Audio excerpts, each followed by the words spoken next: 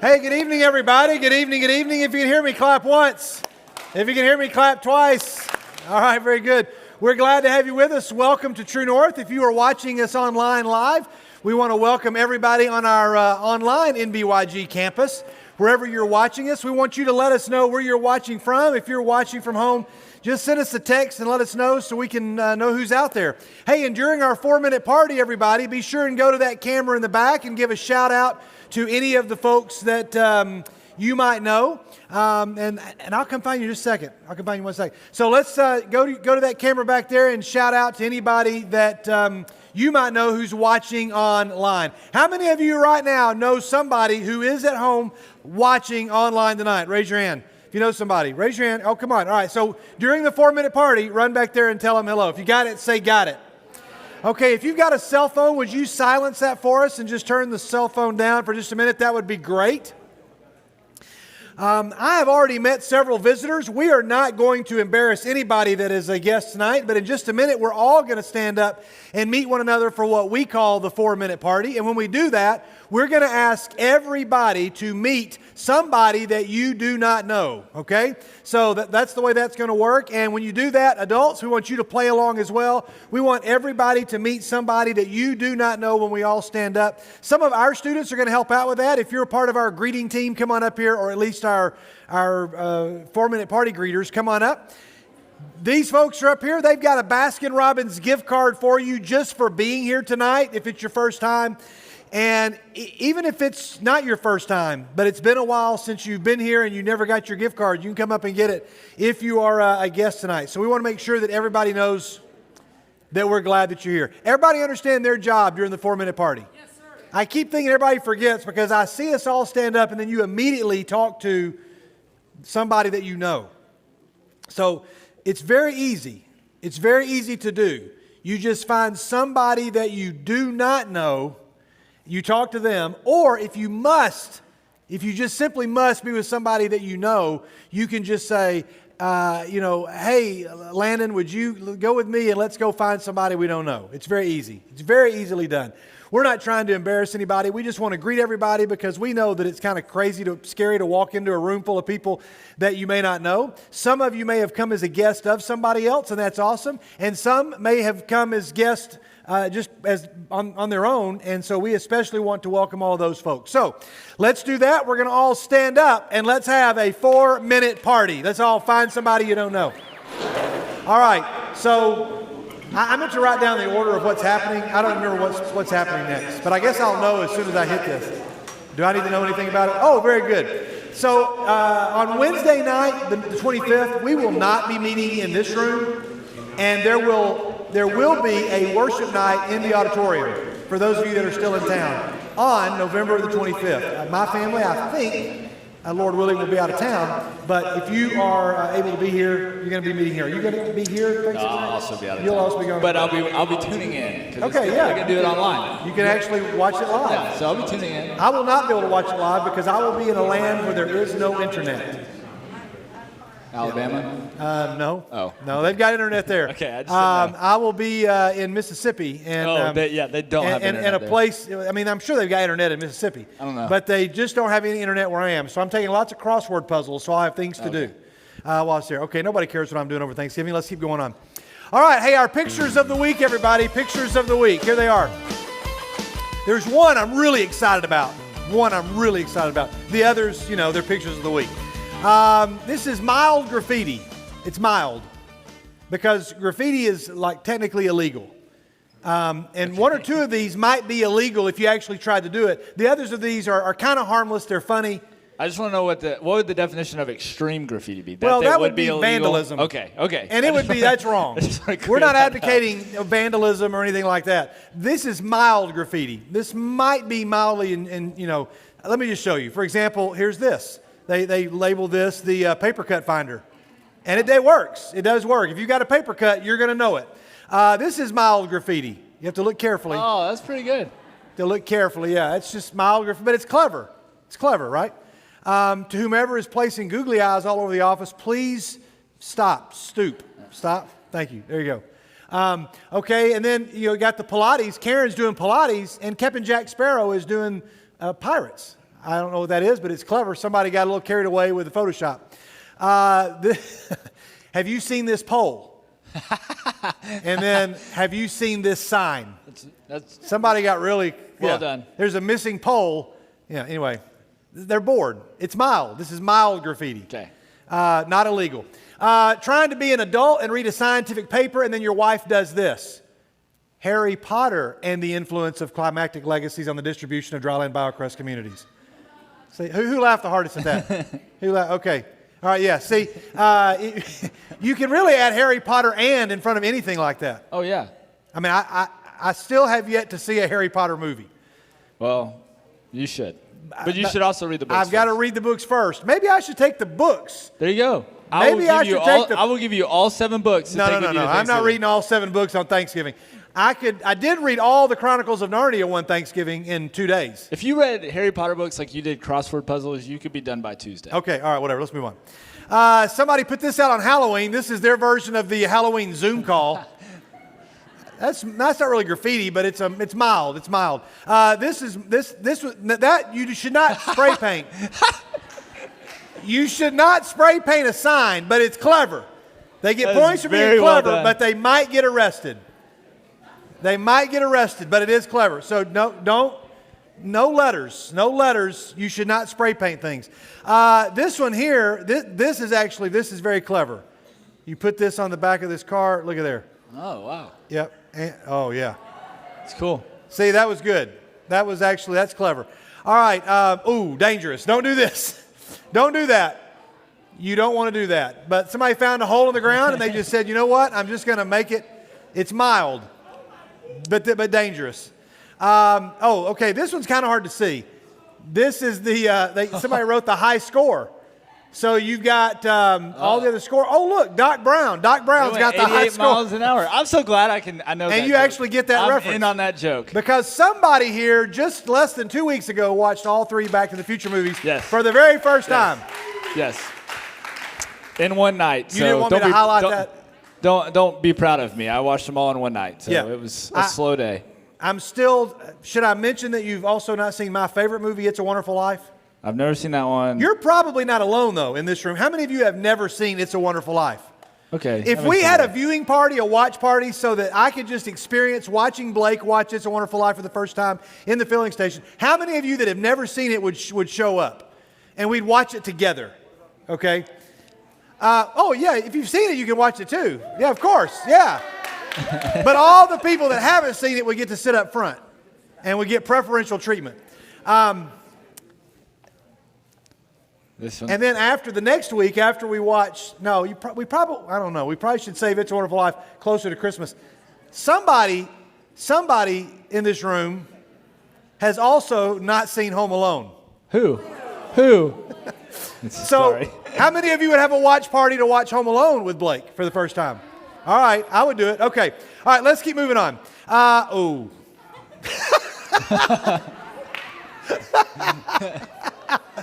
I know. Oh, it's wow. mild. It's mild graffiti. What's funny is all the guys are going, come on, man. All the girls are like, I'm doing that. All the girls over here are cracking up, and the guys are like, that is brutal. All right. And then here's a classic. I've shown this one before, but this is a classic. This is where you come up on a mess and you think, I've got to do something to redeem this mess. So it's the best efforts we got. Just going to try that. It's okay. So SpongeBob is fine, everybody. SpongeBob is fine. This is 2020 in a single GIF. This is 2020 in a single GIF. I say GIF, you say GIF. Normally I say GIF, so I upset everybody. I find if you just say GIF, it upsets everybody. But here we go. So this actually happened to me one time, but not this bad. Yeah. Yeah, and her home security camera caught it. I think we should watch that one more time. She's like, before I go to work, I've got to get this put back up. Wow. All right, we'll move on. Hey, this is the best pick of the week by far. This really is. This no joke, no joking around. This is the best. This was sent to me by Darrell Willis. Does anybody know who Darrell Willis is? Does anybody remember Darrell Willis? Thank you. Appreciate your 80s reference. But Darrell Willis actually stood up here and talked to us. So who do you think he might have represented? Oh, very nice. Ooh, Was that Samuel Waldron?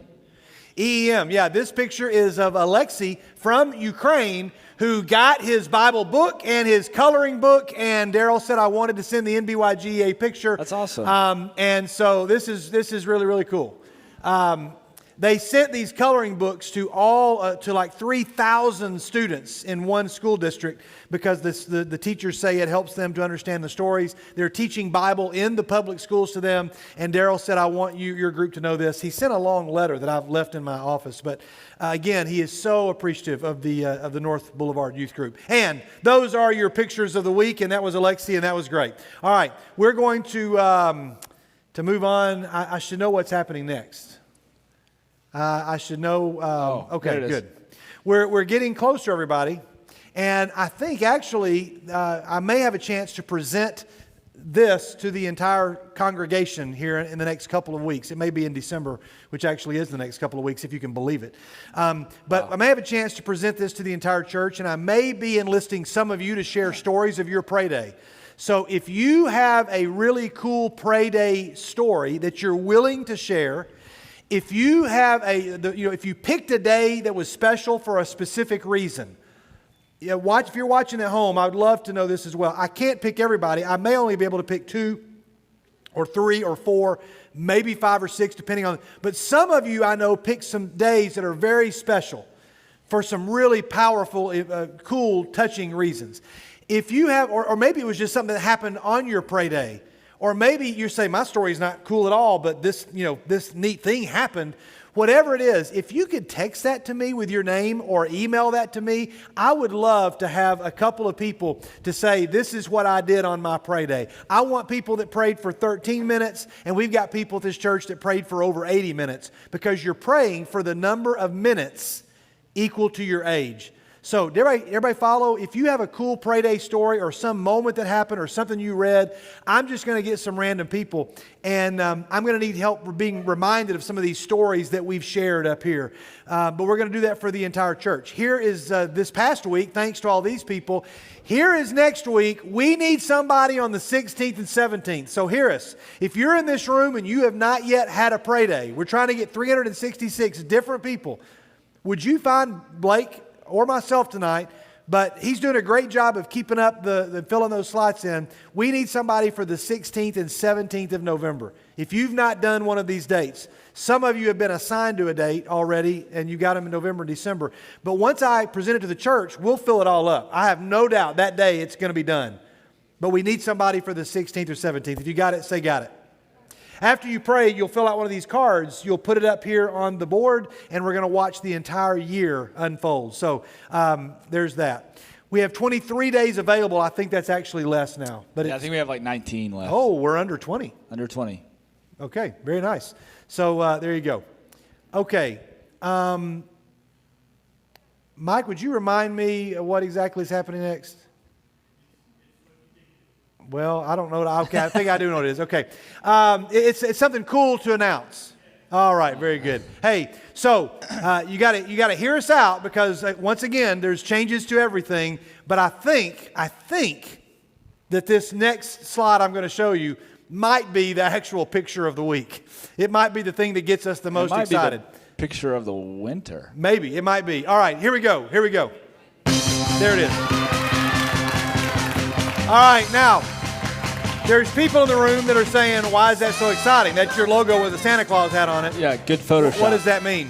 I need everybody to listen very carefully. So I need your ears and your eyes, and I need your minds and your attention, because it's simple, but it can also be kind of complex.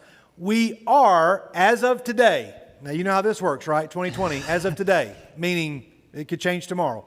But as of today, and parents, I really need you to listen carefully. We are going to be doing a toy drive that's going to look very similar to what we've always done. Very similar. And it's going to take place on Monday, November the 30th, Tuesday, December the 1st, Wednesday, December the 2nd, and Thursday, December the 3rd. We're going to do 4 nights. We're not going to be able to do the traditional Journeys party the way that we have always done it, but we are going to try to find a time to do a drive-by kind of parade deal where we can give them a gift, they can come by, we can either dress up as characters or have fun and do something special for their families. We are, Lord willing, going to do something for Journeys in Community Living. Those of you that are in our group, if you're watching at home, some of you have been a part of this, but how many of you have been a part of our Journeys in Community Living parties the past couple of years? If you haven't, you really have missed, I think, what is the single most enjoyable, one of the most enjoyable things we do all year long. It's unbelievable to be able to work with those families, but we're going to have to do something different. So we're going to spread out the kids that we normally invite to Toy Drive. So we normally invite 40 or 50 kids each night. We may only invite 30 kids or 40 kids instead of 50 or 60 or more. We're still going to try to do something with Inner City, the Inner City Ministries, but we're going to do it on these 4 nights. Now, here's where we need your help. Parents, especially, tonight or tomorrow morning, you'll get an email with a sign-up genius because we're going to be setting up the donation tables in the atrium, one table in the atrium for the next 3 Sundays. Well, actually 4. There's 3 Sundays left in November and then 1 Sunday of December after the fact to make up for any deficit that we need. To do the toy drive, we normally need to raise about $12,000. We have a little bit of money left over from last year, so we shouldn't hurt for that, but we still need to try to raise, $10,000, $11,000, $12,000 to be able to pull this off. Here's what's going to be a little bit different. Parents, you'll sign up to help Shannon Smith work the tables. You'll work them on Sunday, before and after first or second service. You'll take up the donations. She'll walk you through all you need to do. All we need are parents to say, hey, my spouse and I, or a couple of wives, or a couple of dads, or somebody will get together and say, we'll man the tables. That's where we need the help of the adults in this room. We're already 2 weeks behind what we normally do collecting because we weren't exactly sure what was going to happen, so we had to wait. So we're still going to try to do it. If you got it so far, say got it. Got it. I know this is not exactly the most thrilling thing, but I want to make sure we understand this because this is a big deal.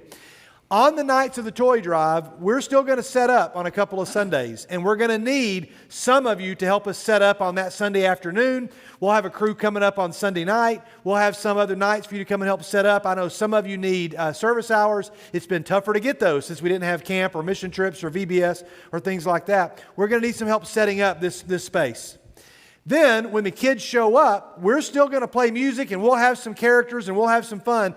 We're just not going to have an hour-and-a-half program where they come and sit and eat, but we're going to try to do almost everything that we do. So, for example, the family will show up. We'll greet them at the door. Cody will get his child, or Caitlin will get her child, a guy will get a guy, a girl will get a girl. You'll walk them straight on into registration. They'll get their coat. You'll go to the toy rooms, get their toys. You'll go to a Bible station where they'll get the Bible and a storybook. And then on their way out, they will get a boxed dinner that's very much like the meal, almost exactly like the meal that we serve. And then we'll have characters here. They can get pictures with Santa or other, fun characters.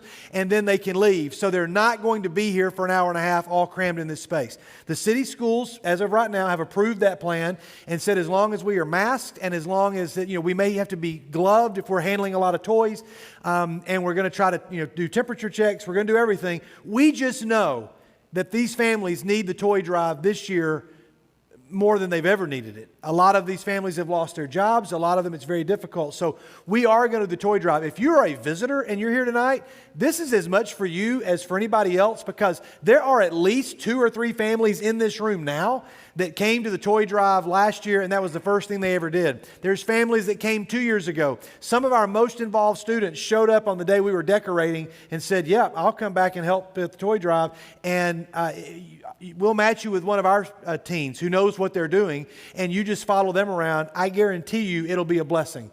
We are going to do it. We're going to have the toy room set up. We're going to have the food. We're going to have the music. We're going to have the fun characters, all the stuff. It's just not going to last as long, and we may have them come in shifts. So we may have, alphabet 8 or whatever show up at this time, and then this group show up at this time. We'll limit the number of people in the toy rooms, and we'll circle them through. We won't have any chairs sitting out. We'll have a few tables for parents to have coffee while their kids are getting their toys, and then we'll all just kind of be hanging out, spaced out, introducing our kids. By spaced out, I mean socially distanced, not, spaced out. But everybody follow that so far? We'll be giving you more information on this, but we are doing a toy drive. We're very excited about that. Now, we're also going to need some of you to step up and say, I want to sponsor a kid. It's about $40 to sponsor a kid. We've always said $30, but that doesn't include the Bible or the coat that we give them. It's actually more than $40, but $40 will sponsor a child. We get them 3 gifts that are about $10 each, and they get to pick from tables. And then they get a coat, they get a Bible storybook, and then a meal, all of that, and it's about $40. So if any of you said, you know what, I'm going to just take some of my money and I'm going to sponsor one kid, and you want to write us a check for $40, we'll do the shopping for you. Or if you want to go with some friends and each of you buy some things and then bring those to us, then we'll give those out as well. You can sponsor a child however you want. Guys and girls, this is a great double date night. If you want to get some friends and say we're going to go, and tonight instead of going to a movie and eat, we're going to take the money we would normally spend and we're going to go. And last year there was 2 different couples that did that, and it was awesome. One of our guys a couple years ago was asking me for some creative date ideas, which I thought was hilarious that he came to me to ask that question. And I was giving him some hints, and I said, here's one. And they actually did. They went to the store, to Walmart, and got gifts for a child together and brought those. If you're just looking for a way for your D group, or if you're looking for a way for you and a friend, or listen carefully. If you have a friend that is not a Christ follower and you just want to say, hey, I need some help. Would you come with me to Walmart? What we're going to do? We're going to be doing this. And better yet, why don't you come to the toy drive and see how this money... That's happened almost every year. And we have people that are followers of Jesus today because they came to the toy drive. I know you're saying, hey, Skid, this is a long announcement. This isn't really an announcement. It is more a celebration of how this thing has worked in the lives of students over the years, okay? How many of you have participated in the toy drive before? Raise your hands. All right. Now, not trying to highlight anybody, but we want to get people excited. How many of you have said, you know what, I'm kind of new. I've never done the toy drive before. Raise your hands. We have several people. This is their first time to ever do this. We want you to be a part of the toy drive. Last year was your first time? Yeah, it was my first time. What is something that is a lingering memory? I didn't ask you this ahead of time, so I probably should have given you some time to prep. But what is something that you remember after that was one of the last things that you experienced for the first time? You'd been to Winterfest, you'd been to camp, you'd done all that stuff. This was something you had never done. What do you remember about it? I first remember how different the filling station looked after we decorated it. It looks completely different.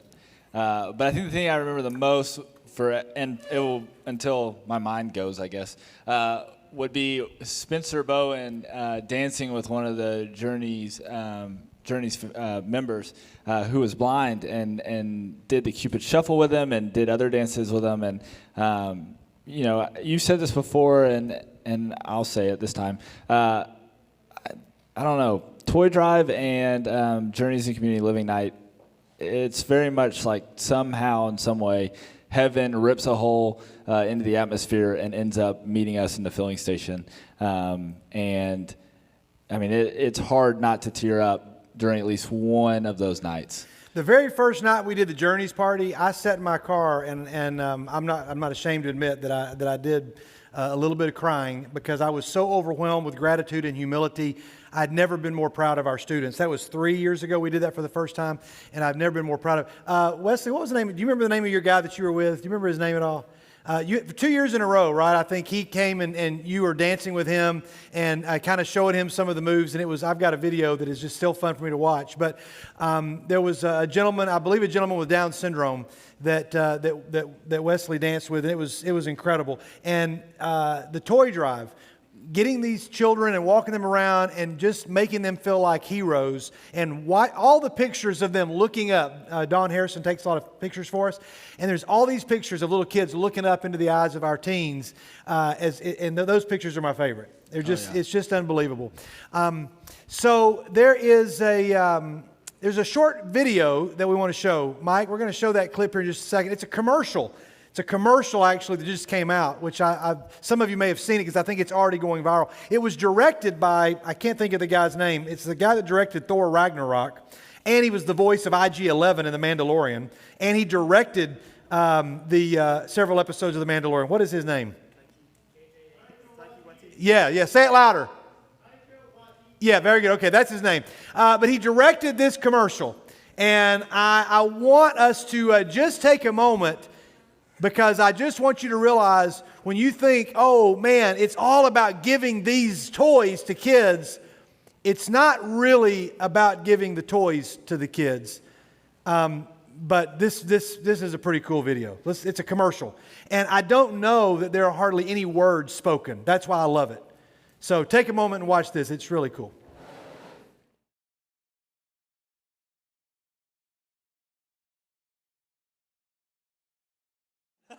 Why do I show that? Because the thing that this child wanted for Christmas was somebody who loved her. In this case, it was her dad. There are these kids that will show up in here, and the reason that we were so determined to find a way to do this, and it may yet change again. We may get the kibosh put on how we're going to do it, but that's the plan right now. The main gift we're giving are not the $40 that it costs to buy a gift. You're giving a child a moment of time to say, tonight you're the celebrity, you're the hero, and you're going to be my friend for the night. And that's the gift. When they say, give the gift that really only you can give, and that's yourself. And so, way more than your $40, we're interested in you giving of yourself. Parents, we'll need you to man these rooms and to help us pack meals. Teens, we'll need some of you to help us box lunches or meals to get them to the door. And you'll get a child, and then you'll rotate out, and then you'll get another child, and everybody will get a child this year because you'll be rotating. We might not need as many teens every single night, or you may show up one night and not get a child that night but come back on another night. So Monday, Tuesday, Wednesday, and Thursday night, we're going to give you a chance to give the gift of yourself to somebody else, okay? So be thinking about that, and it's going to be a really, really awesome time. Okay, I think that is, I think we're good to go. Routinely, we have done this in the past where we will welcome maybe a new member to the NBYG or a new family, or we'll introduce somebody that's done something kind of cool. And I met somebody a couple of weeks ago whose family is looking to connect here at North Boulevard. And with their permission, I asked her if I might be able to introduce her to you tonight and to just kind of welcome them to the NBYG. We don't do this for every new family, so if you're a new family or a guest thinking about placing membership, I don't want you to think we're never coming again, because we're not about to go up there and be talked to. But she was willing to do it, and I know that you're going to just be as impressed with her as I was 2 weeks ago. Nyana is right up here on the front row. Lexi, if you'll help Nyana come up here and help her into this chair right up here. Everybody, I know you don't know her yet, but I want you to give a big NBYG welcome to Nyana. There you go. We're going to give you that mic right there, Nyana, and you can pull your mask down if you want to talk into the microphone for just a second. And so, Nyana, tell everybody what grade you're in. I'm in 8th grade. All right, you're in the 8th grade, and you have a lovely name. Can you tell us what your name means? My name means one with beautiful eyes. And tell us why that name is so significant. Because my mom and dad said that I have something called pretty eye syndrome because I'm blind. And they said most blind people, their eyes like cloud over and stuff. So they thought it was really funny that coincidentally I had that name. And they gave you the name right before they even were aware of that. Is that what you told me the other day? Yes. Is that right? Yes. Nyana, do we know the origin of that name? Like where is it from? I actually don't know. All I know is that, the name is from, my mom told me that a lot of people use that name in the Middle East, but that mine is the only spelling in the world, apparently. Okay, so. okay, yeah, awesome. And so you are in the 8th grade. Where do you go to school? Tennessee School for the Blind. And that is up in Nashville, is that right? Yes. Okay, Greg. Tell us what is the coolest thing about your school? I've been by the school before. I've never been to it, and I think I might have met. Are there deaf students there also? Yes. Is that a separate school or the same school? That they share our playground, but there are deaf blind students in our school. Okay, because I know that I've met some students from the school for the deaf before. But what's the coolest thing about your school? They do have all the good stuff I need, but I think the coolest and most important thing there is my best friend. Oh, cool. Can you tell us who your best friend is?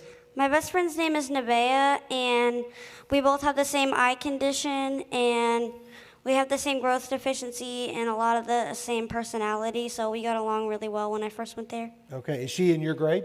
No, she's in 7th grade. Okay, all right, very cool, very cool. Does she live near here or another place? She lives in Clarksville. Okay. So Niana showed up a couple of weeks ago and was in the 7th and 8th grade girls class. And again, with her permission, I said, hey, I just would love the chance to welcome you all to the NBYG, and so that our group could just get a chance to meet you and know how we might be able to help them get connected. But the coolest thing is after class, we were taking her back to her family, and I just happened to kind of walk back up behind them, trying to catch up with them because I hadn't got a chance to meet her family. And I was talking to another student, and so the teachers were walking Nina back. And as I walked up, she was saying to her family, she was saying, you know, Mom, I had such a great time in class. I made so many new friends. And there were several of the girls, some of these girls that are up here on the front row, that just really hit a home run in kind of getting to know Niana. So you've been to class a couple times, right? Yes. This Sunday was my 2nd time there. Okay. Have you enjoyed being in class with those girls? Yes, I love being in class with them, and they all are like so nice to me and are so open to getting to know me and stuff, and it's really great. Yeah. Well, and when I asked Nana, I said, would I be able to maybe interview you at True North? And she's like, yep, sure. And I thought there'd be like a little bit of delay. And some of you are like, I'm a senior and I would not want to do what she's doing right now. But she said, you're not very shy. Is that right? No, I'm not really shy. Not at all. So, Nana, we didn't prep this interview at all. I actually asked her last week if we could do it. She said, sure. I called her mom and said, is she still up for doing this? And she was like, yep, she's ready to go. And so I didn't send her any questions. I didn't even tell her what I was going to ask. I just wanted a chance for us to be able to welcome her family here, so that when you saw Niana, you would know that one, she is now, hopefully they're going to get connected to North Boulevard. They're going to be a part of our group, and you'll be able to know what grade she's in and some of her friends. But Niana, just a couple more questions. What is it, and I don't know the answer to this, what is it that you are really good at that you enjoy doing more than most other things? Singing. Singing. Yes. Now, do you sing in a group or at school, or you just like to sing? I sing, but I am also in an online choir called Sing for Serenity. Okay. That's on Sundays, and it's really cool because it's a choir. It's an online choir for the visually impaired. Okay, awesome. Is it from students from your school, or all over the state, or all over the country, or where? It's all over. It's all over the country. Is there like a way we could find a video of that somewhere online? Maybe it might be on the I think it might be on the Sing for. I'll ask my choir director, but they're actually going to be posting up, once everybody gets done with their solos for this song, they're going to be posting up a video. But there's videos of me on Facebook of like my school recitals and stuff that I sing. So Awesome. What is your favorite kind of, I'm not going to make you sing or ask you to sing, so don't worry. But what is your favorite kind of music to listen to or to sing? Well, I used to have a lot of different musics, and now I still do, but my favorite is Christian music. Okay. Because once I got baptized, I started getting into it, and it was really good. And you were baptized just recently, right? Mm-hmm. When was that? I was baptized a couple of, I actually don't remember. It was just a couple of weeks ago, right? Yeah, it was a couple of weeks ago that I was baptized. Along with other members of your family? Yes, I was baptized with my brother Gabriel. Okay, awesome. And we're going to have a baptism tonight following True North. Where's Isaac? Where's Isaac at? Isaac Bunner is going to be baptized tonight. I think Wow. we should celebrate that. We should also celebrate Niana's baptism. Niana's baptism a couple of weeks ago. You have two brothers, is that right? I have 3. Okay, tell us their names. Gabriel, who's 10, Elam, who's 7, and Maverick, who's 5. Okay, wow. So you're kind of the controller, right? Yep. Yeah. I'm a little bossy because I have 3 brothers. Okay. So one last question, Niana. As you come into the youth group, what is something that you would want? We have 7th through 12th grade students. There's about 300, active students in the NBYG. It can be a little overwhelming to come into a group, but you've already made some friends. You've already got connected to class. You're here at True North. I've been super impressed with you, and I really don't know you all that well, but I've talked to your mom, and I've talked to you here and talked to the teachers, and they said, she's just really connecting well in class. What is something that you might want us to know just about your experience in life that might just help us to know how we can best help you? Probably just that I have been bullied before for my blindness, for my growth deficiency, for my race. So please just to accept me for who I am and to try your best to treat me like you would treat another sighted human being. You know, I didn't give her that question, and I had no idea what she was going to say. And you know, my heart breaks that you've been through some things that I'm sure are painful. And I hope, I don't just hope, I feel pretty confident that I can say that you're not going to experience those things in our group. This is going to be a really safe group. I think you're going to be more than welcomed, and you'll be a blessing to them even more than they will be to you. And if there are any problems, you just need to let me know about it as quickly as possible, and we'll take care of that. Because they'll probably see a side of me they've not seen in a long time if that happens. Yeah, but and I feel the same way because like when I just walk into this youth group, I feel like all these good energies, and I feel like God is right with me, and all these nice people are here to support me and stuff. And it just, when I walk into North Boulevard in general, that's just what I feel. So the last question, Anna, what is it that you are excited about? What do you think you can contribute to the NBYG? It's your first night or second or third night. They came to True North, the last True North before the pandemic. They showed up and they like, here we are, and then we shut down. And then they came back immediately once we could start getting back together. They were like, hey, we're back. We want to try to get plugged in. Now, I could not be more impressed. And make sure I get the pronunciation right. Is it Kirsty? Did I say it right, Kirsty? Okay. Yes, you did. Kirsty is Niana's mom, and I don't want to embarrass her, put her on the spot, but whatever you've done, you've done it right with her. I mean, Niana's heart is just going to be amazing. What is it that you think you can bring to the NBYG, Niana, that is going to be a blessing to the kingdom and to our group? Just trying to spread the word of God and to give people a sense that there are people who are different out there, and just to remember to treat them the same way as you would treat your sighted friends or your other friends who may not seem as different, and to spread the word of God and to bring joy to them and be a friend and when they need it. Well, Nina, I can say that I've done a lot of interviews sitting here with a lot of people, and none have been as delightful as just talking to you here. And I just sense, I went home and I told my wife, Melissa, I said, I can't wait for you to meet this child, and I can't wait for you to meet her and to get to know her and to be blessed by her. But I said, God's got something that He's going to do through her. I don't know what it is, but I can already sense it. And He's going to do that through a lot of people here in this room. Everybody's got different gifts, and we all have different things that we're all having to overcome. And there's people in here that have been bullied, and people in here that have been made fun of, and people in here that have felt like I'm not as good at doing something as somebody else. So we're all here to help each other. First of all, thank you for your courage to just be willing for us to interview you. But I just want everybody to be able to welcome one of the newest members of the NBYG. And we just can't wait to experience all the incredible things that you're going to do as a part of our group. So Lexi's going to come in and help Niana back to her seat. But let's give Niana a great welcome to the NBYG. Okay, Lexi's going to help you down there. There we go. Hey, I'm having to just trudge along here because that was just a very, very touching moment for her heart to be shared. And I just hope that everybody honors that we're going to treat everybody in a way that God would have us to treat other people.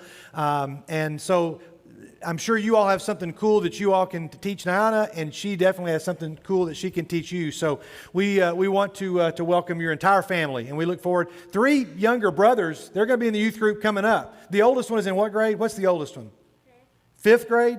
Okay, so he's got a couple more years, but you can get all the experience and tell him how it's all going to work. So I'm really, really excited about that. That's awesome.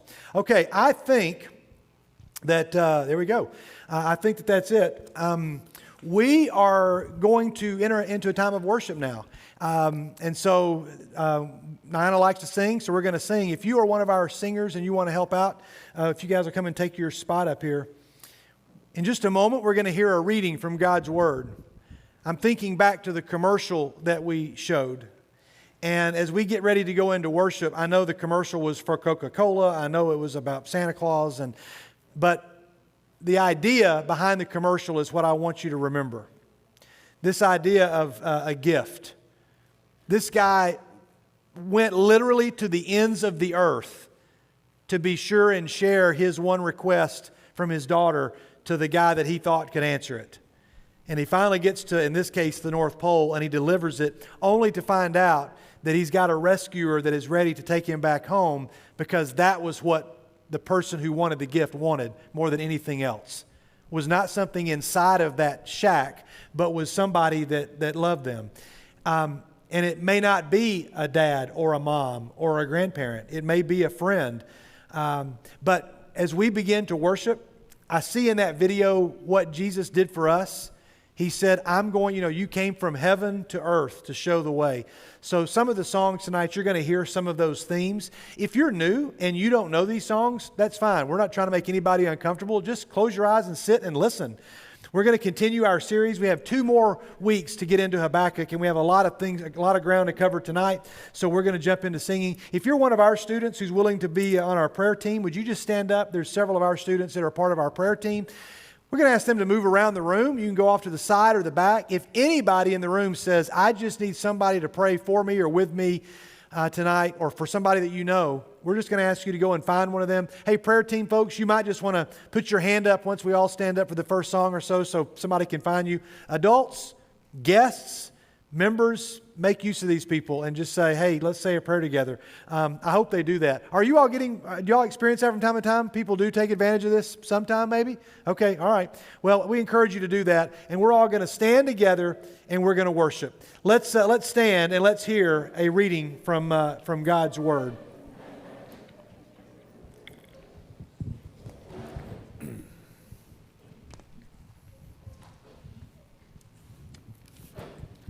Psalm 66, shout for joy to God, all the earth. Sing the glory of his name. Make his praise glorious. Say to God, how awesome are your deeds. So great is your power that your enemies cringe before you. Let's sing together. We'll hear another reading in just a moment. Who, O Lord, could save themselves, their own souls could heal. Our shame was deeper than the sea, your grace is deeper still. Who, O Lord, could save themselves, their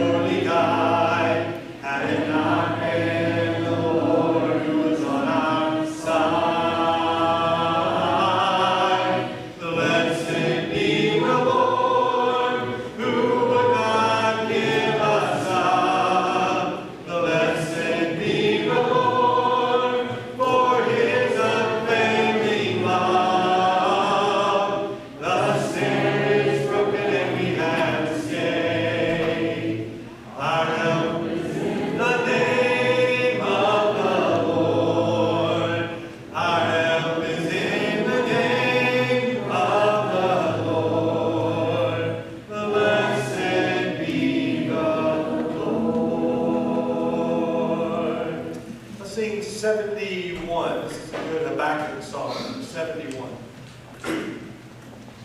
Blessed be your name in the land that is plentiful, where streams of abundance flow.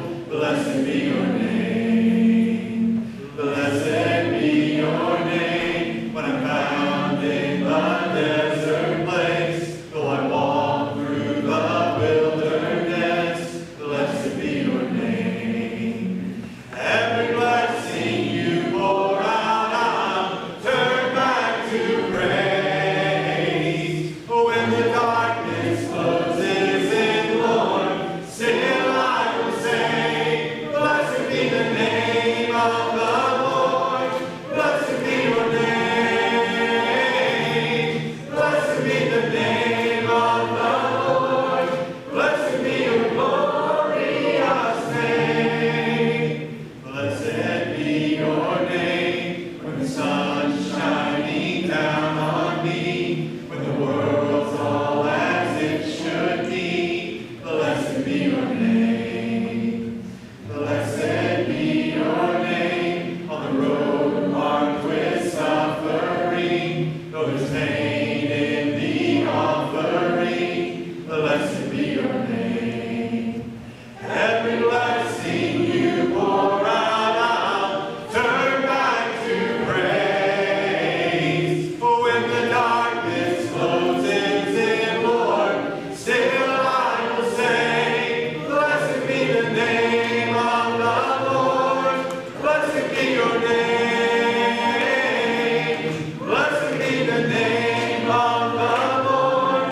Blessed be your glorious name. You give and take away. You give and take away. My heart will choose to say, Lord, blessed be your name. You give and take away. You give and take away. My heart will choose to say, Lord, blessed be your name. Blessed be the name of the Lord. Blessed be your name. Blessed be the name of the Lord.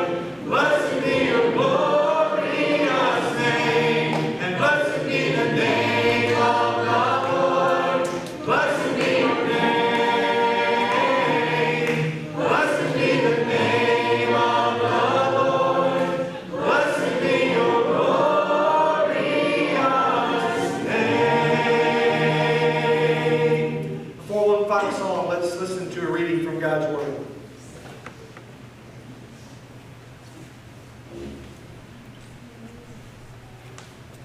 Come and hear, all you who fear God. Let me tell you what He has done for me. I cried out to Him with my mouth. His praise was on my tongue. If I had cherished sin in my heart, the Lord would have listened, but God has surely listened in His heart and has heard my prayer. Praise be to God, who has not rejected my prayer or withheld His love from me. Amen. Let's sing one more. 112, Mike. 112. These are the days of Elijah, declaring the word of the Lord. And these are the days of your servant Moses, righteousness being restored. And though these are days of great trial, of famine and darkness and sword, we are the voice in the desert crying, prepare the way of the Lord. Behold, He comes, riding on clouds, shining like the sun. At trumpet call, so lift your voice, ye have Jubilee, and out of Zion's hill salvation comes. And these are the days of Ezekiel, the dry bones becoming as flesh. And these are the days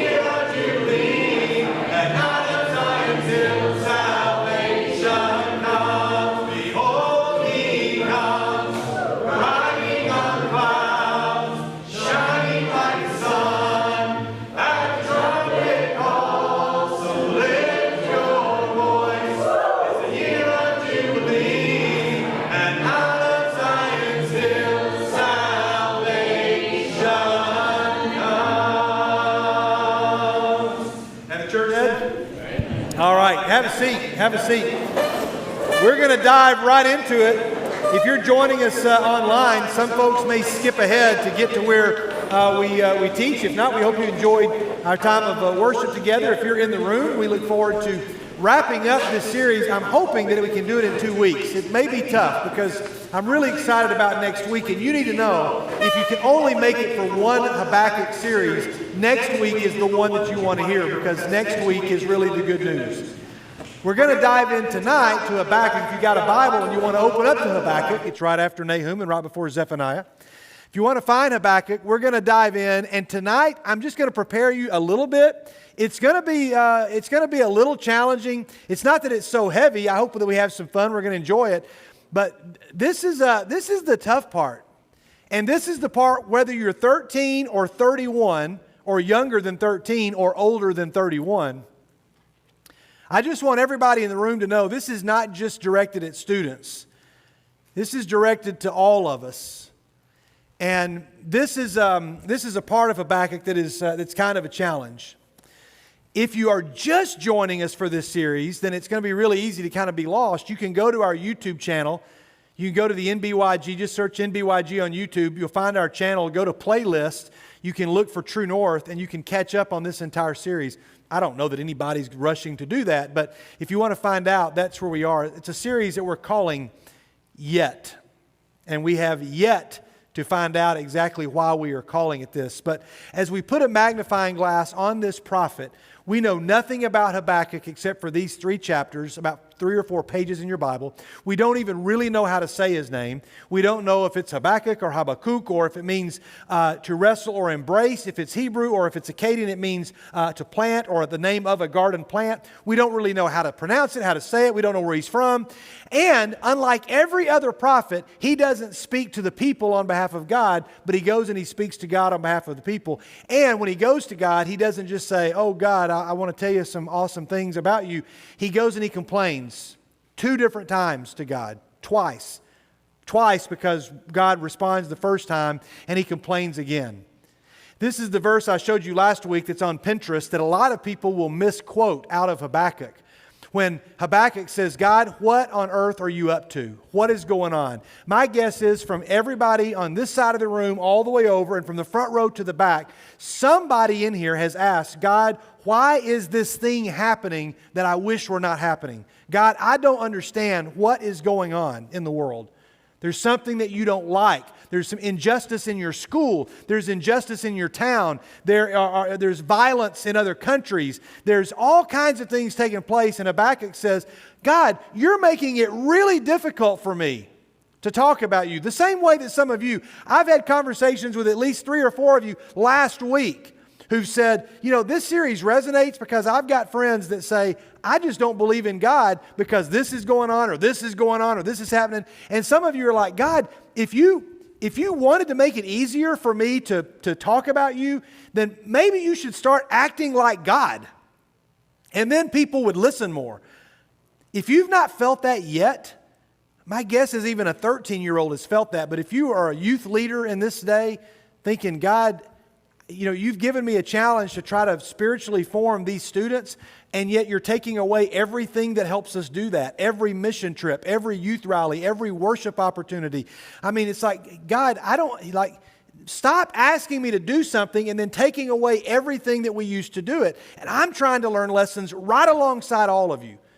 So this is not me preaching at you something that I've learned about Habakkuk. This is some of the things that I'm wading through. And God responds, and he tells Habakkuk, "Look among the nations and be amazed, be astonished," or astounded as some translations say, "for I am doing a work in your days that you would not believe even if I told you." Now that sounds like great news. And that verse, when they write it like that and put it on Pinterest and you put it on a bumper sticker, makes it sound like it's something amazing that's about to happen.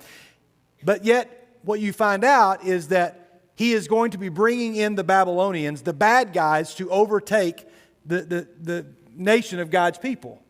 And Habakkuk says, "This makes no sense. God, these guys are bad. Like, if you do that, God, you need to know that when the Babylonians come in, they're going to laugh at you because they're going to overtake us, and they're going to say, 'Oh, where's your mighty God now? Because now you're slaves with us.'" And God says, "Hey, Habakkuk, He says it's going to happen.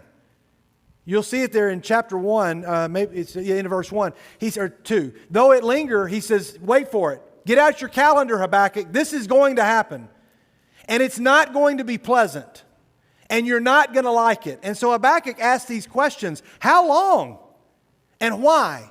So just a simple show of hands. If you've ever, maybe not asked out loud, I'm not going to ask you to go in depth. I'm not going to ask you to share, so this is safe. If you've ever asked God a how long question, would you just raise your hand? If you've ever asked God a why question, would you raise your hand? I'm not just showing you how to raise your hand. I'm saying, yeah, I've done it. I mean, you notice you're not alone. We're full of these questions. And God begins to try to explain to Habakkuk. He begins to explain to him because Habakkuk is down this road here with a huge question mark on it. And this is a conversation. Somebody in this room has had this conversation with somebody at school.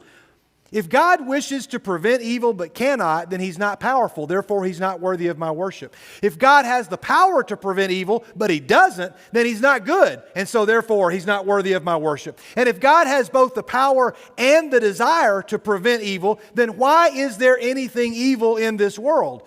How many of you had a conversation that even sounds kind of like this with somebody? Even, maybe they don't not use those sentences. My guess is it's the majority of people in this room. And so Habakkuk says, God, why is evil going unpunished? If you started punishing evil quickly, then maybe people would straighten up. Why do the wicked prosper? God, if it didn't look so much fun to be bad, maybe people wouldn't go and do it. And then why don't you do something? We've all had these questions. So here's something I want you to think about, and I don't think we've walked through these slides yet in this series. And this isn't going to get too deep, but I just want you to follow, because some of you have had the conversation, and let's be honest, some of you have had the thought. You just thought, I just don't know that I can believe in God when I see, bad things happening to good people. We often don't ask why bad things happen to bad people. Another question we don't ask very often, why do good things happen to good people? That doesn't seem to bother anybody, that good things that we don't deserve happen to us. But that's beside the point. We're all focused on why do bad things happen to good people. Here's something to think about. If God doesn't exist, then all of existence, including our suffering, has no purpose or goal or value. So if a friend says, I just can't believe in God because of all the suffering, you're like, okay, well then if God doesn't exist, is all the suffering going to go away? Like we still got suffering to deal with. Let me keep going. Here's something else to think about. If God is not powerful, then we have no hope that suffering will ever be eliminated. So your friend that says, I don't believe in God because there's suffering, and you're like, okay, you realize without God, then there's nothing to hope in. Here's something else to think about. If God is not good, then He must enjoy our suffering. So what you're saying, I'm not being critical. This is me skid talking. I'm not being critical of your friends or critical of my friends who don't believe. I'm just saying they need to understand that all of these are problematic, those things I just shared. So the skeptic has just exchanged one answer that he doesn't like or she doesn't like for something else that's equally problematic. I know that's deep, but just nod your head if that kind of makes sense to you. Somebody that says, I don't believe in God because there's bad things in the world. Okay, so let's say that there is no God. Then what are we going to do with bad things? Like, they don't go away. There's still no purpose in them. There's no value in them. All you've done is taken one thing you don't like for something that is equally problematic. For most people, this is where it gets hard to read. For most people, the problem is not the idea of suffering, but the idea of God. And the problem of suffering makes it easier to reject the idea of God. Now, hear me carefully, everybody. This is not the only reason that somebody doesn't believe in God. I'm not saying that. Don't hear me to say that. There are plenty of other reasons that somebody might struggle. But for a lot of people, especially, I won't even say especially people your age, because I don't know if that's true. For a lot of people, right, adults? We can shake our heads. For a lot of people, the reason that they're going to reject God is not really it's not suffering, but it's the idea of God. So let me keep going. C.S. Lewis said, God whispers to us in our pleasure. He speaks to us in our conscience, but He shouts to us in our pain. It's His megaphone to rouse or to wake up a deaf world. Just let that quote sink in for just a moment. John Ortberg wrote a book. This is the cover of his book, actually. It's called Faith and Doubt. And he said those are two of the biggest words, but he said actually it's three words. The title of the book is three words: faith and doubt. You remember that I did a lesson years ago. I don't know if you remember or not. I talked about the ampersand, right? Some of you remember that. Does anybody, this would make me feel really good just to know that something sinks in. Why is the ampersand significant? What did I say about the ampersand? Garrison, I'm going to trust you probably know. Well, it's the 27th letter of the alphabet, and it was like the different words like and, percent, and then over the years it turned into one word for ampersand. It used to be a letter of the alphabet. Okay, so that is kind of the history of the ampersand. Awesome, very good. I mentioned in movies, when you see two names connected by the word and, or two names connected by the word ampersand, I realized that they couldn't hear you online, so I'll repeat things. So Garrison was explaining where the origin of the word ampersand came from. Joey, in movies, what did I say was significant about it? You remember? That's all right.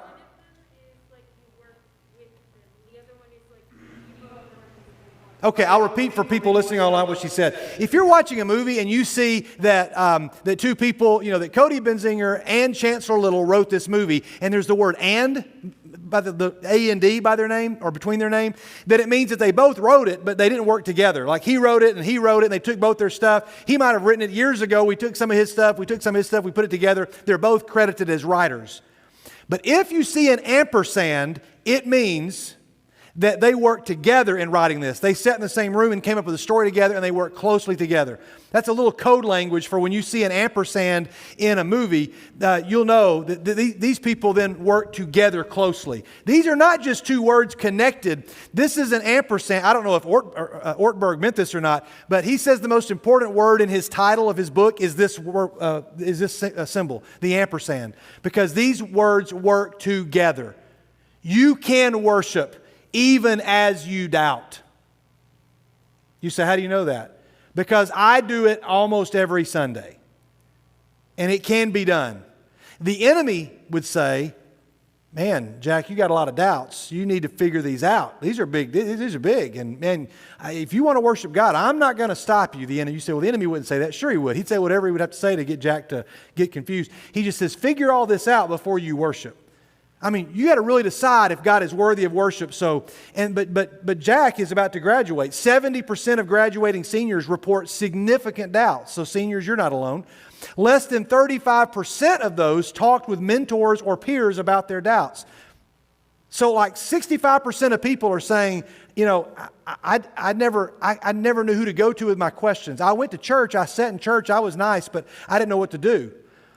So Jack's going to leave high school with questions like, does God exist? Does God love me? Am I living the life God wants me to live? Is Jesus Christ the only way to God? He's going to have these questions. Our goal in our youth ministry is for Jack to become a 30-year-old who's got a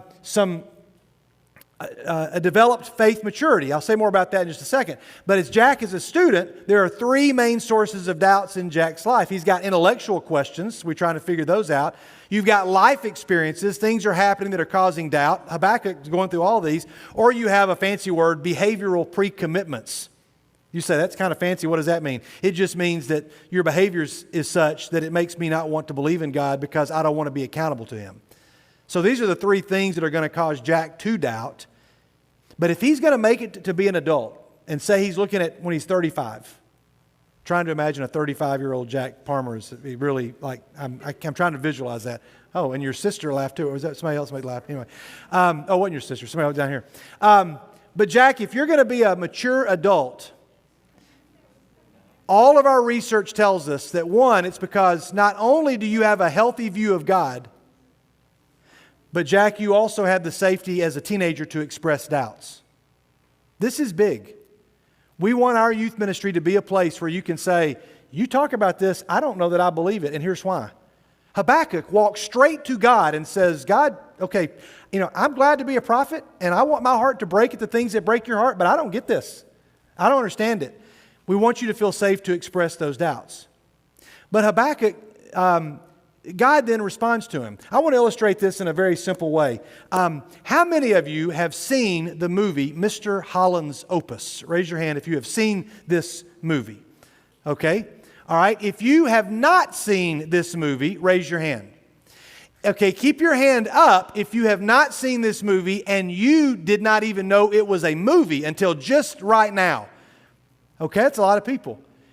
So you have no idea what it is about. I need a couple of volunteers, and I'm going to get Blake to help me out because Blake is the one that helped me pick this movie because I was naming movies, and he was like, Mr. What? And I said, Mr. Holland's Opus. He goes, okay. I said, you never seen it? I said, you don't like it? He's, I've never seen it. I go, you never seen it? He goes, I didn't even know it was a movie till just now. I need 2 people over here that have never seen Mr. Holland's Opus. I'd like to get a guy and a girl that haven't seen it. Okay, come on up. And then let's get Chandler, come on up here. And I want to get 2 people over here, a guy and a girl over here who have not seen this movie. Okay, Haley, come on up. And then Cody, come on up. All right, I want you guys to stand right over here. Now, how many of you have seen the movie? Who has seen the movie? Who in here really likes the movie? Okay, it's one of my favorite movies. It's on my top 25, not in my top 10. But it does have, I've told Blake, I've got a list of favorite movies. I've got a list of favorite scenes in movies. And Mr. Holland's Opus has one of my favorite scenes of any movie. So let's imagine that I love this movie and we're going to have a Mr. Holland's Opus trivia competition about this movie. But to bring you, because right now it's very unfair. Okay, it's very unfair because I love the movie. I've seen it at least 20 times. I want you to direct, we don't have a lot of time, so I want you to direct to the screen here. I'm going to show you a scene from Mr. Holland's Opus so you can kind of know what the movie's about, okay? And so at least level the playing field just a little bit, okay? Mike, would you roll the clip that we picked out? Checkmate. Okay, all right, now that is, we've shown you a clip from the movie so that you can kind of get an idea of this movie, all right? So I'm just going to pass the microphone. Blake, we'll start with you. And everybody, don't be influenced by somebody else's answer, okay? So think of your own answer as to what you think this movie is about. What is this movie about? Okay, what's going to happen in this movie, all right? Just a sentence, Blake. What do you think it's about? I think it is about a chessboard. A chessboard. A relationship that happens over a chessboard. Okay, all right. Chandler, what do you think this movie is about? Mr. Holland's Opus. Okay, be more specific. Who is Mr. Holland and what is an opus? Mr. Holland's hippopotamus. Mr. Holland's hippopotamus. Okay, chessboard, hippopotamus. All right, what do you think it's about? Lizzie, what do you think? Something to do with a game of chess. Okay, something to do with the game of chess. Okay, all right. So without repeating their answers, okay, we want you guys to tell us who is Mr. Holland, first of all. Tell us who you think he is. A dude. Okay, he's a dude. Be more specific. Well, right now he's a dude playing chess. He's a dude playing chess. What do you think the movie's about? I think the movie could be about mentorship. The movie could be about mentorship. Okay, all right, very good. I think it's about 2 neighbors who bonded over chess. 2 neighbors who bonded over chess in a world where 2 neighbors bond over chess. Okay, all right, very good. So now we're going to have a trivia game where we're going to play, and I want you to, right now, of the people that are up here, I want you to point to the person that you think is going to win the trivia game of asking 10 questions of all of us up here. Okay, I'm going to take my place in line with them here. Of all of us up here, who is going to win the trivia game of 10 questions of Mr. Holland's Opus? Everybody point. Okay, I see a lot of votes for Cody. All right, now, Jack, I need you to defend your answer, Jack. Why Cody? I got a feeling. You got a feeling. Okay. All right, somebody else pick somebody over here. Who'd you pick, Ashton? You picked Cody also. Yeah. Landon, who did you pick? I picked Cody. Okay. I had the same exact. Now I'm beginning to realize that we have a deeper problem. Anybody else? No, sorry, Mike.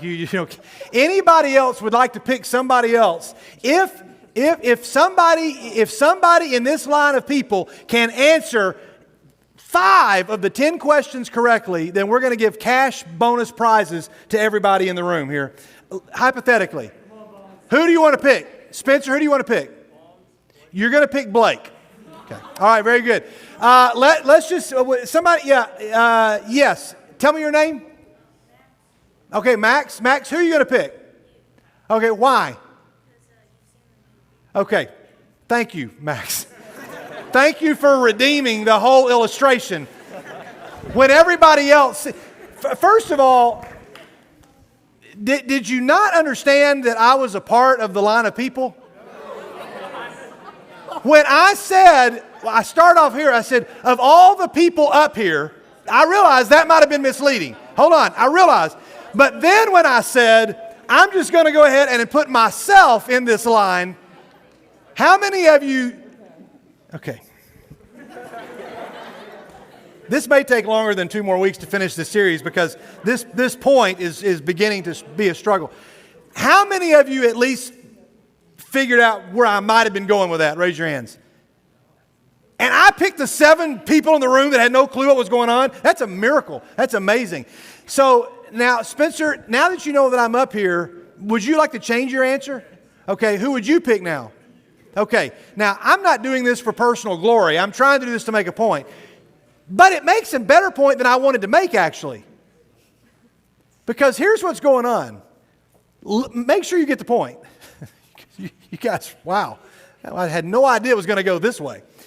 I said, Mike, I'm going to need a 1-second clip from Mr. Holland's Opus. He was like, a 1-second clip? Yeah. Okay. What part? Any part of the movie, just a 1-second clip. Okay. Like, just a 1-second clip, yeah. Mike was a little confused. You all saw the movie. Everybody was gearing up, ready for a scene from the movie, and it was over. You're like, wait, what? Right? I called it. I knew it was going to be like 2 seconds. And you said it was going to be like 2 seconds. Okay, all right. You were close. And you actually got closer than anybody up here to the plot of the movie, which may be why everybody was trying to pick you. But anyway, he'd never seen the movie.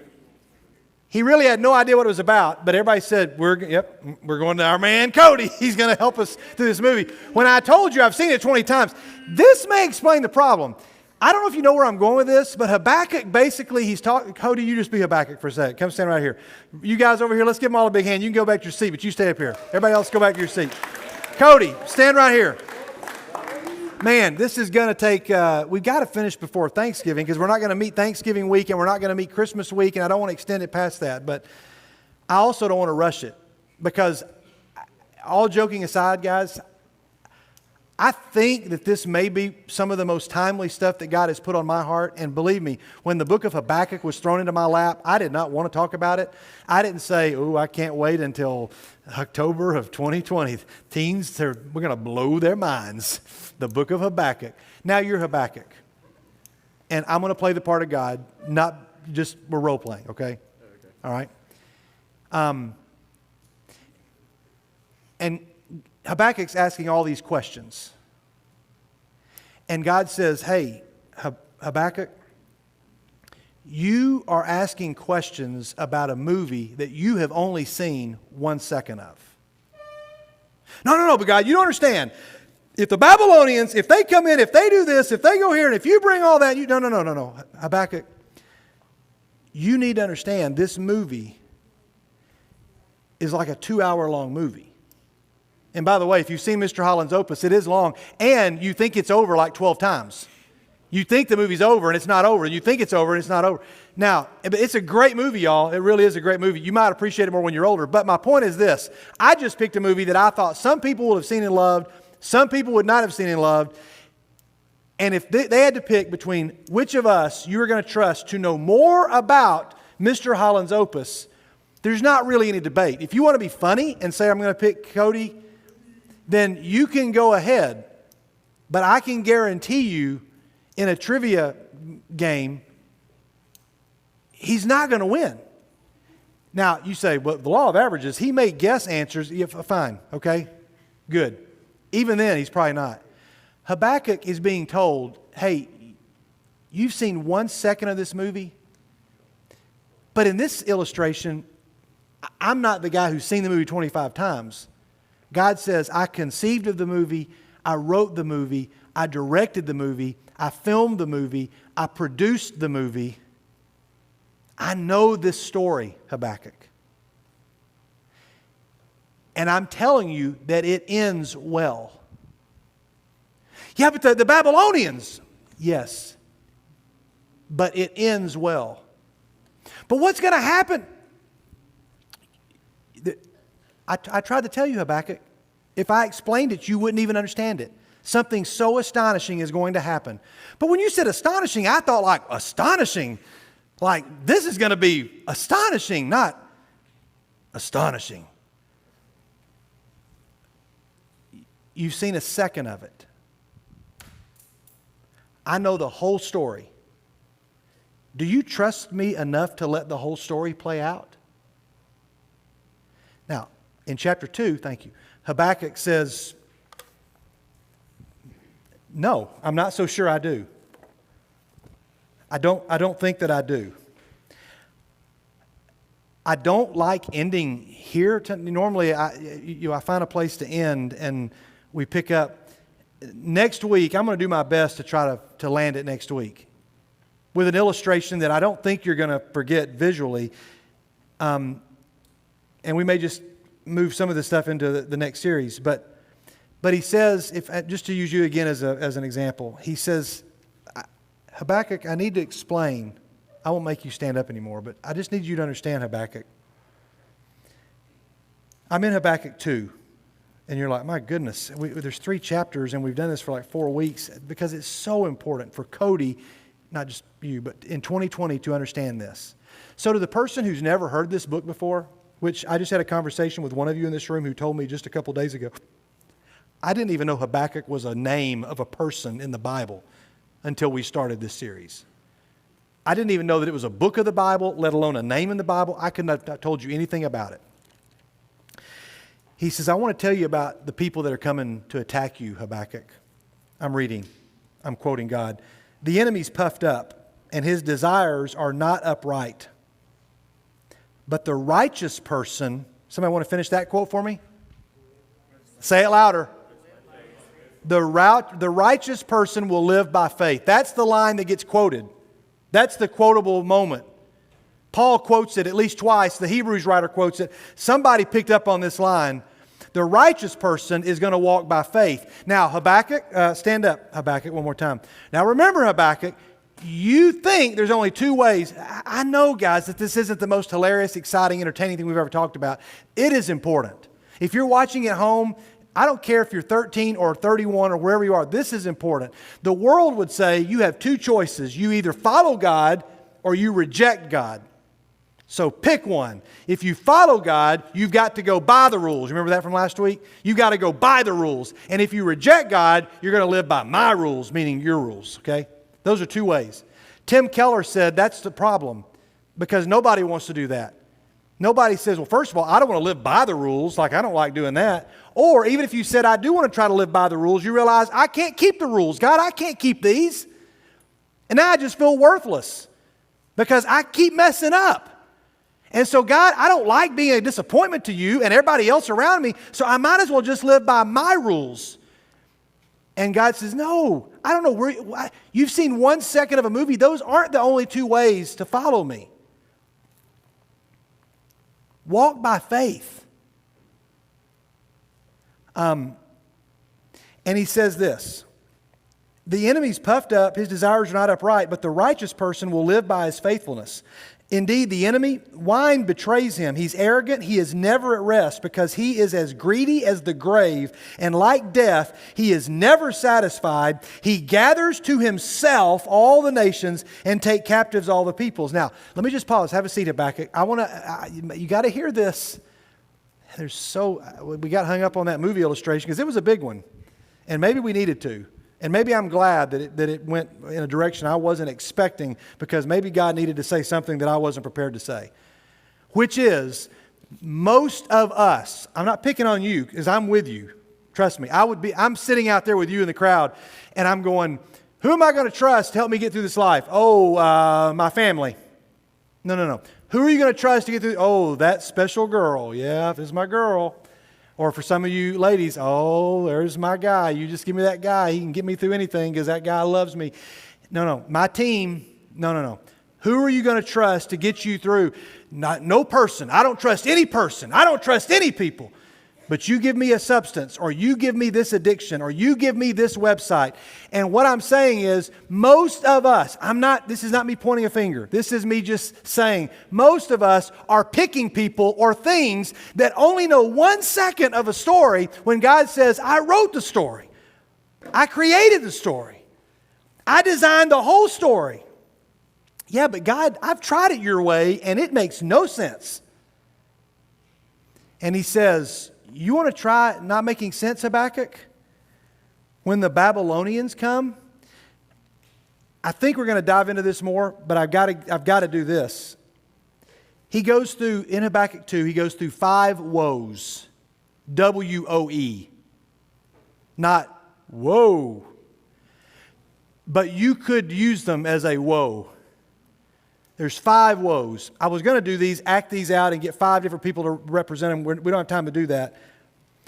So I think what I want to do is close with this, and I'm going to find a way to accelerate it next week, because I think that maybe this movie thing was the big point. Habakkuk, one more time, stand up. I'm rewriting the end of this in my head as I'm going, so that if it sounds awkward to you, that's why. He says, Habakkuk, I'm bringing these Babylonians to you. Babylonians, 5 or 6 of you stand up. Whoever wants to. I'm not going to make it myself. Just stand up. You all want to stand up? Who wants to be Babylonians? Okay, here you go. No offense to you all. For the purpose of this illustration, you're Babylonians. Okay? Scarlett makes the least intimidating Babylonian ever, but that's okay. She's like, Babylonians. He says, I'm bringing these Babylonians to you because I want you, Habakkuk, to see what I see when I look at my people. But God, that'll never work. You've only seen a second of the movie. But God, that's a terrible, you've only seen a second of the movie. I know how the movie ends. This is going to end terrible. I know how the movie ends, Habakkuk. And there's 5 things about these people that I want you to know I can't stand. Oh, because you're so disappointed? No, it's because it's not who you are. Remember, God doesn't stand up on the heaven and say, Cody, I'm so disappointed in you. Because that's not what you're supposed to do. He says, no. It's not who you are. And you're like, well, then if you wanted to prove it, why would you bring the Babylonians? You've only seen a second of the movie. And there's 5 things about these people that I want you to become so disgusted with that when you see them, Owen, come here. You may not like spoilers, but I'm just going to spoil it right now. Do what? I'm not spoiling the movie for you. Oh, okay. No, he was like, I was actually going to watch it. I'm not talking about Mr. Holland's Opus anymore. He said, spoiler alert, I'm going to take care of them. Oh, they're going to get every bit of wrath that's coming to them. Why are they going to get wrath? Because there's 5 things. You're like, what are the 5 things? We'll look at that next week. There's 5 things that God says break my heart. They break my heart. And I don't want those things to become true of you. Because if they do, that would really break my heart. Well, what are those 5 things? He says, oh, you want to know them? And Habakkuk goes, yeah. He says, I'll tell you. And God even says, Habakkuk, write these down. Take notes, because you're going to want to know them. Because I don't want those things to become true of you. And when you see them, you're going to despise them so much that you're going to say, God, we want to change. We want to be different. But not only that, he goes, I also know that Habakkuk's going to have a 3rd chapter. And what you're going to say in the 3rd chapter is going to be, it's going to blow your mind. The 3rd chapter is truly astonishing.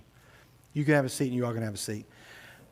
This did not end where I needed it to or wanted it to, but I think it might have ended maybe where God wanted it to. Next week, we're going to look at the 5 things that God says I do not want to become true of any teen in the NBYG. Forget Babylon, forget Israel, forget Bible characters. I don't want these things to be true of Chandler. I don't want these things to be true of Clark. I don't want these things to be true of Nyana. I want you to know how I feel about you. But God, it doesn't make sense. You've only seen 1 second of the movie. Trust me, I know how the story ends. I know how it ends.